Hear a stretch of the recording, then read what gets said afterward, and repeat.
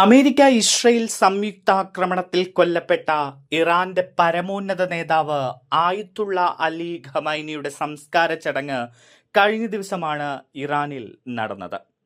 എന്നാൽ അതീവ സുരക്ഷയോടെ വലിയ ജാഗ്രതയോടുകൂടിയിട്ടാണ് ഈ സംസ്കാര ചടങ്ങ് ഇറാൻ നടത്തിയത്.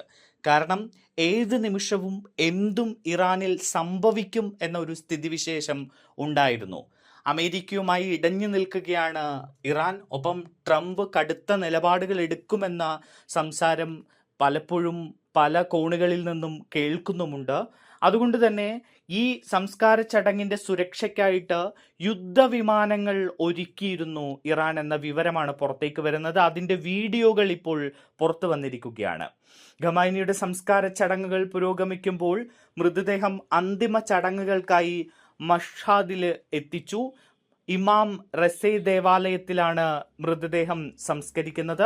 മൃതദേഹം വഹിച്ചുകൊണ്ടുള്ള വിമാനം പോർ വിമാനങ്ങളുടെ അകമ്പടിയോടെയാണ് മഷ്ഹദിൽ എത്തിയത് എന്ന വിവരങ്ങൾ പുറത്തു വരുന്നു.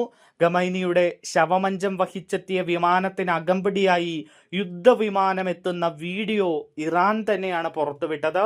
ഖമൈനിക്കൊപ്പം ഭാര്യയുടെയും മക്കളുടെയും കൊച്ചുമക്കളുടെയും അടക്കം മൃതദേഹവും മഷ്ഹദിൽ എത്തിച്ചു എന്ന വാർത്തകൾ പുറത്തു വന്നിരുന്നു.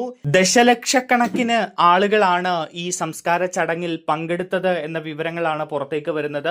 വൻ ജനത്തിരക്ക് കാരണം ഖമൈനിയുടെ സംസ്കാര ചടങ്ങ് വൈകിയതായിട്ട് ഇറാന്റെ സർക്കാർ ടെലിവിഷൻ തന്നെ അറിയിച്ചു.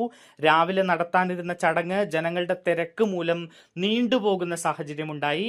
അതേസമയം അലി ഖമൈനിയുടെ സംസ്കാര ചടങ്ങുകൾ നടക്കുന്നതിന് തൊട്ടു മുൻപ് ഇറാനെതിരെ കനത്ത വ്യോമാക്രമണം അമേരിക്ക നടത്തിയിരുന്നു. ഹോർമൂസ് കടലിടുക്കിനോട് ചേർന്നുള്ള ബുഷൈഹർ, ചാമ്പഹാർ, ബന്ദർ അബ്ബാസ്, സിറിഗ്, ജാസ്ക്, അബു മൂസാദ്വീപ് എന്നിവിടങ്ങളിലാണ് ശക്തമായ സ്ഫോടനങ്ങൾ നടത്തിയത്. തെക്ക് കിഴക്കൻ നഗരമായ കോണറാക്കിലും സ്ഫോടനങ്ങൾ റിപ്പോർട്ട് ചെയ്തു. ഇറാൻ ഷഹറിലെ വിമാനത്താവള സമുച്ചയം ലക്ഷ്യമിട്ട ആക്രമണത്തിൽ ഒരാൾ കൊല്ലപ്പെടുകയും നിരവധി പേർക്ക് പരിക്കേൽക്കുകയും ചെയ്തു എന്ന റിപ്പോർട്ടുകൾ പുറത്തു വന്നു. എന്തായാലും ഹോർമൂസ് കടലിടുക്കിന്റെ മേൽനോട്ടത്തിലും നിയന്ത്രണത്തിലും നിർണായക പങ്ക് വഹിക്കുന്ന പ്രദേശമായ സിറിക്കിൽ അമേരിക്ക കനത്ത ആക്രമണം നടത്തിയെന്ന റിപ്പോർട്ടാണ് പുറത്തേക്ക് വരുന്നത്.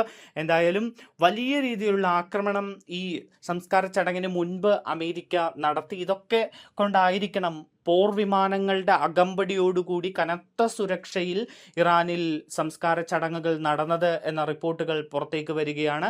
എന്തായാലും അമേരിക്ക ഇനി കടുത്ത ചില തീരുമാനങ്ങൾ എടുക്കുമെന്ന സൂചന പുറത്തു വരുന്നുണ്ട്. കാരണം ഈ പശ്ചിമേഷ്യൻ സംഘർഷം ഒരു കനത്ത യുദ്ധത്തിലേക്ക് നീങ്ങുമോ എന്നൊരു ചോദ്യം കൂടി ഉയരുന്നുണ്ട്.